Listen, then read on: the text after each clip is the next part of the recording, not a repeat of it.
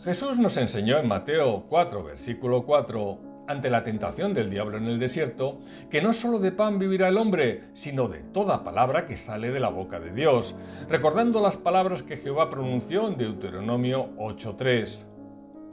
Cada día necesitamos tanto el pan para nuestro cuerpo como el pan para nuestro espíritu. A la hora de conocer a alguien, debemos tener comunión con esa persona. Siendo un Dios personal para nosotros, esto es imprescindible, porque cuanta más comunión, mayor conocimiento, amor y deleite en la obediencia, y esto conlleva bendición. En 1 de Juan 1, versículos 3 y 4, el apóstol escribe a los hermanos respecto a aquello que él ha sido testigo, tanto en los hechos, palabras, como en la persona de Jesucristo, para que también ellos tengan comunión con el Padre y el Hijo a fin de que su gozo se cumpla. Los que se regocijan en el Señor pueden contrarrestar las penas y aflicciones y por eso su gozo es completo. En otras palabras, alimentar el espíritu a diario es tan necesario como alimentar nuestro cuerpo, tanto en la bonanza como sobre todo ante situaciones de aflicción o sufrimiento. El espíritu hambriento es un espíritu entristecido, depresivo y apagado. Los estados de ánimo de nuestra alma están muy relacionados con esto. En Amós 8, versículo 11 se nos dice: He aquí, vienen días, dice Jehová el Señor, en los cuales enviaré hambre a la tierra, no hambre de pan ni sed de agua, sino de oír la palabra de Jehová. En el Salmo 119, versículo 160 está escrito: La suma de tu palabra es verdad, y eterno es todo juicio de tu justicia.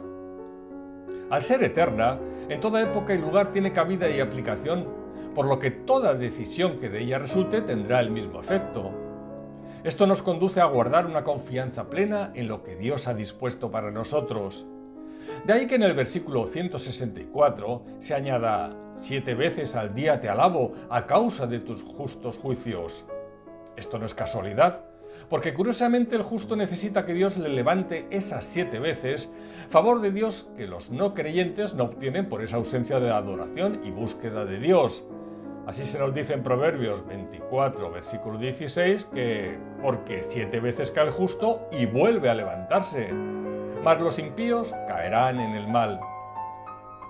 El 7 es el número perfecto en la Biblia, número de plenitud.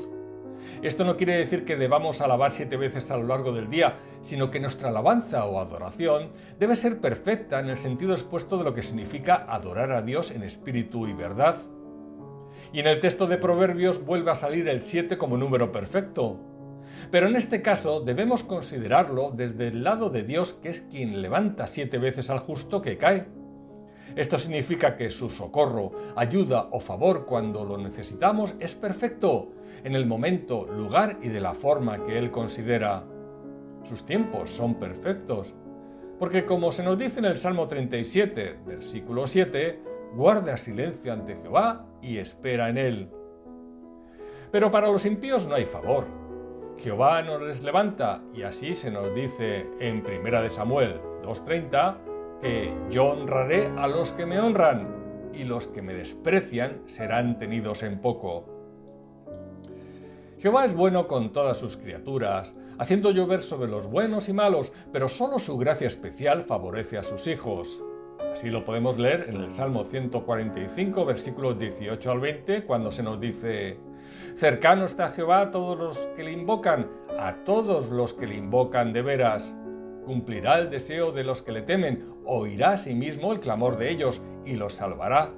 Jehová guarda a todos los que le aman, mas destruirá a todos los impíos. El salmista nos hace ver la comunión diaria que busca para alimentar esa esperanza. Como algunos tienen por costumbre actualmente, no espera al culto del domingo. Todos los días Dios nos llama y depende de nosotros la respuesta. Por eso el Salmo 145:2 dice: cada día te bendeciré y alabaré tu nombre eternamente y para siempre. Por lo tanto, se insiste en que la comunión debe ser diaria en alabanza al Señor, porque su gracia se renueva cada día. Así se nos dice en Lamentaciones 3, versículos 22 y 23, donde leemos: por la misericordia de Jehová no hemos sido consumidos, porque nunca decayeron sus misericordias. Nuevas son cada mañana, grande es tu fidelidad. En Eclesiastés 10, versículo 10, leemos lo siguiente: si se embotara el hierro y su filo no fuera amolado, hay que añadir entonces más fuerza, pero la sabiduría es provechosa para dirigir.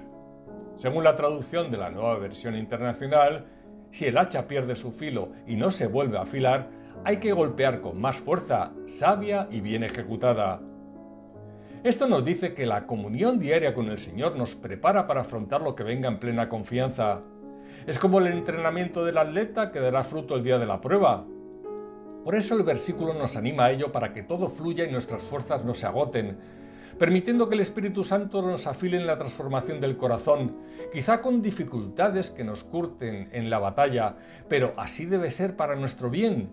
No seamos como los necios sin preparación que solo hablan sin sentido, haciéndose pasar por sabios, y dan vueltas diciendo que se dirigen a un lugar, pero sin saber cómo llegar ni hacer nada por averiguarlo. El necio multiplica palabras, aunque no sabe nada lo que ha de ser. ¿Y quién le hará saber lo que después de él será? El trabajo de los necios los fatiga, porque no saben por dónde ir a la ciudad. Versículos 14 y 15.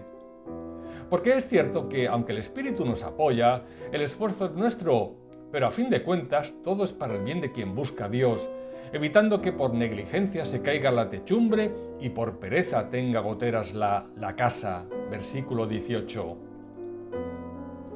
Es correcto decir que Jehová es bueno con todos y sus misericordias sobre todas sus obras. Versículo 9. En el sentido de que su bondad se extiende a todas sus criaturas, según Mateo 5:45, haciendo llover sobre buenos y malos en virtud de la gracia común. Pero repito que solo su gracia especial recae sobre el pueblo de los creyentes. Por tal motivo, la ausencia de diaria comunión resulta muy dañina para el creyente. Así, en el Salmo 107, titulado Dios libra de la aflicción, se nos describe el regreso de Israel del exilio en el versículo 3. Este destierro forzoso provocó que el alma de los hebreos desfalleciera por la ausencia del culto y adoración a Jehová que ya no practicaban, al no serles permitido en la tierra de sus conquistadores, según vemos en el versículo 5. Tal y como lo describe en palabras de Jehová Jeremías 31, versículo 25, la tristeza y depresión por dicha situación era común en los exiliados. Por eso Dios puso en sueños a Jeremías la promesa del regreso y restauración, para satisfacer al alma cansada y saciar a toda alma entristecida. En el versículo 9 del Salmo 107 está también la respuesta de Dios ante ese desfallecimiento, porque es Él quien sacia al alma menesterosa y llena de bien al alma hambrienta. La respuesta sobre lo que debemos hacer ante la aflicción se nos explica claramente. En los versículos 6, 13, 19 y 28, los israelitas claman a Jehová, quien los libera de su angustia. Hay una necesidad real de oración o comunión con Dios, buscando continuamente su intervención ante situaciones adversas. En Isaías 51, versículos 13 al 16, se nos describe el exilio provocado por Dios ante la rebeldía de su pueblo, pero no para destruirlos, sino para que volvieran a Él. Por eso en el versículo 14 dice que el preso agobiado será libertado pronto, no morirá en la mazmorra, no le faltará su pan. Pero Dios requiere nuestra santidad para una comunión ante su presencia. Cuando Jehová llamó a Isaías para ejercer su ministerio, según vemos en Isaías 6, versículos 6 al 8, antes tuvo que limpiarlo de su pecado. El propio profeta era consciente de su indignidad cuando la luz de la gloria de Dios le permitió ver su propia inmundicia. Una vez limpio, pudo entonces oír la voz del Señor, según vemos en el versículo 8. Hoy en día es gran consuelo saber que lo mismo ha hecho Dios por nosotros mediante el perdón de nuestros pecados. En el versículo 6 se nos habla de un altar que está en los cielos, del cual el ángel tomó un carbón encendido para quitar la culpa y limpiar los labios y el pecado de Isaías. Nosotros tenemos un altar mayor y mejor desde la llegada del Verbo encarnado en hombre y su regreso al Padre. Y en ese altar fue derramada la sangre de Cristo. Además, nuestro carbón encendido que nos limpia es el fuego purificador del Espíritu Santo. Nadie podrá acercarse a Dios sin ser previamente purificado de esta manera por la sangre y el Espíritu, porque sin esa santidad nadie verá al Señor, como se nos dice en Hebreos 12, versículo 14.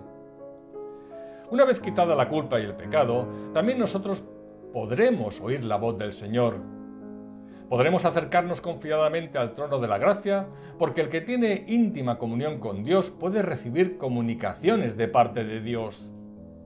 Todo sufrimiento puede ser físico-moral, según el Salmo 107, versículo 10, y Dios hará todo lo necesario para que no nos alejemos de Él y le consideremos imprescindible como el aire que respiramos. Por eso no resulta extraño que muchos creyentes padezcan por dicho motivo al llevar vidas espirituales tibias, sin comunión con el Señor.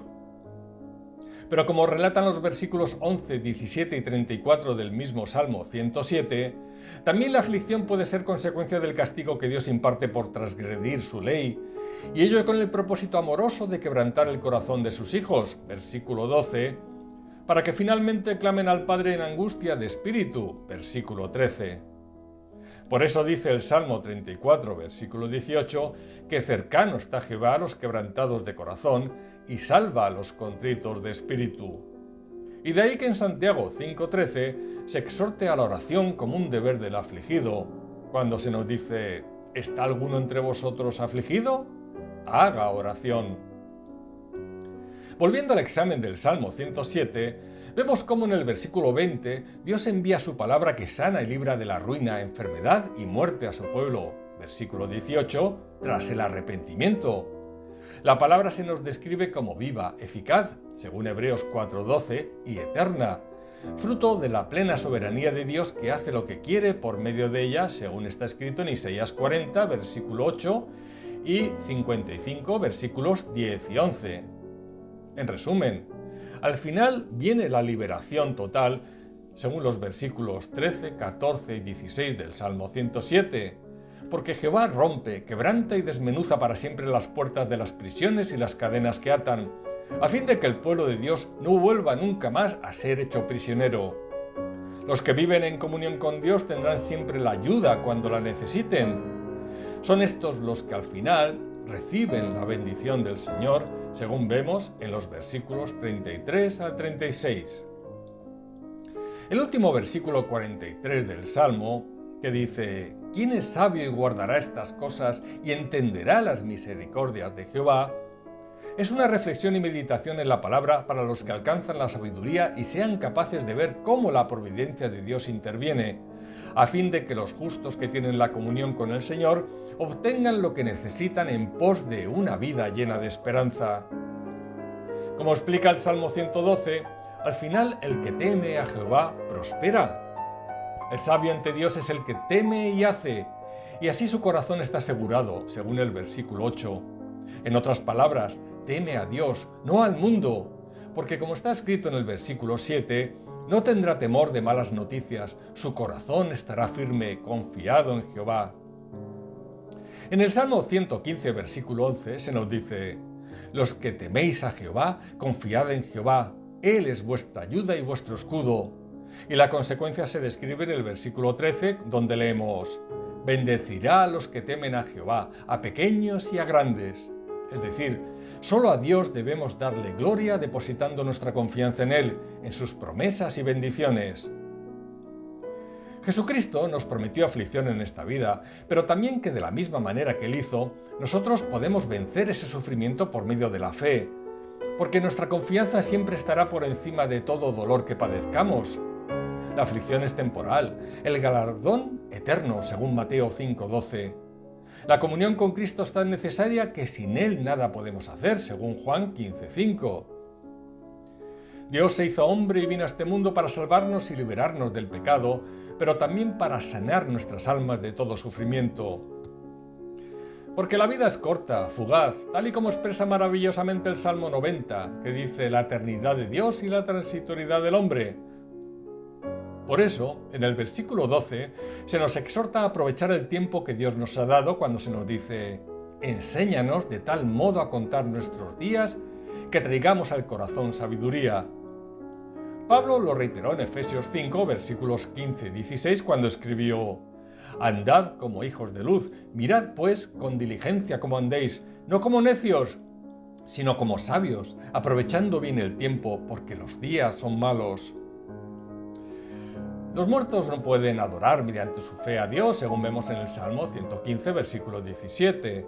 Solo los vivos pueden confiar en Dios y bendecir su nombre mientras permanecen en esta tierra. Por lo tanto, lo que no hagamos en esta vida conforme a la voluntad de Dios quedará en el recuerdo como tiempo o talento malgastado. En consecuencia, y como creyentes, cuando comparezcamos ante el tribunal de Cristo, ¿podremos mantener la cabeza alta mientras nos pregunta qué hicimos con los dones recibidos? ¿A qué estamos esperando? Porque terreno que no gana el espíritu, conquista la carne. Sabemos que cuando existe una estrecha comunión con el Señor, las peticiones del corazón coincidirán con la voluntad de Dios. El Salmo 37, versículo 4, dice: «Deleítate a sí mismo en Jehová, y Él te concederá las peticiones de tu corazón». Nuestros deseos serán los de Dios, y entonces pediremos y se nos dará. Si se puede explicar de alguna manera, es como decir que nuestros pensamientos cada vez se asemejarán más a los de Dios al acercarnos a Él con la ayuda del Espíritu. Cuanto más cerca, más bendecidos. Esto se produce porque cuanto más creemos en la verdad de su palabra, según establece Juan 17, versículo 17 y Salmo 119, versículo 160, más juzgamos la realidad que nos rodea a la luz de su mensaje. Porque en el Salmo 119, versículo 105 se nos dice: «Lámpara es a mis pies tu palabra y lumbrera a mi camino». Es decir, interpretamos el mundo conforme a la visión que Dios tiene de él y nos gozamos igualmente. Por eso en el Salmo 139, versículo 17 se nos dice: «Cuán preciosos me son, oh Dios, tus pensamientos, cuán grande es la suma de ellos». Por eso, cuanto más conocemos de Dios, más queremos saber de Él y de todo lo relacionado con Él. En otras palabras, la creación adquiere un nuevo enfoque y nuestra mente lo percibe y proyecta en acción de agradecimiento y alabanza por todo lo que Dios nos provee y nos ha dado. A pesar de la aflicción, podemos vivir en paz y gozo, porque la vida no nos pesa como antes. Adquirimos un nuevo conocimiento desde que nacemos de nuevo en semejanza al de nuestro Creador, según Colosenses 3:10. Por eso Pablo también nos exhortó a transformarnos por medio de la renovación de nuestro entendimiento, para poder comprobar cuál sea la voluntad de Dios agradable y perfecta, según Romanos 12:2. Lo mismo puede decirse de Efesios 1:18 y Primera de Pedro 1:13. En Proverbios 28, versículo 5, se nos dice que los que buscan a Jehová entienden todas las cosas. Por lo tanto, ¿quieres conocimiento de la palabra y sabiduría? Entonces busca a Dios y te la dará, según Santiago 1:5. La comunión diaria te ofrece lo que nadie te puede proporcionar, una mente renovada que conoce la verdad de las cosas según Dios las ha revelado a través de la Escritura.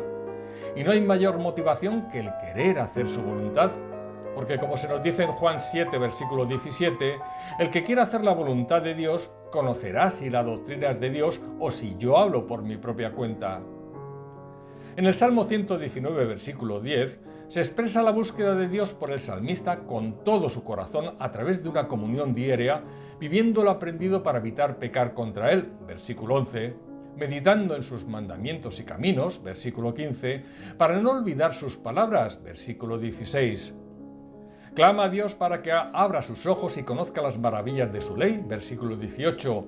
Le vivifique en su palabra, versículo 25, le enseñe sus estatutos, versículo 26, le haga entender el camino de sus mandamientos y meditar en sus maravillas, versículo 27, le sustente, versículo 28, y le aparte de la mentira, versículo 29, y así se repite a lo largo de los versículos 33, 34, 35 y siguientes, a lo largo de todo el Salmo.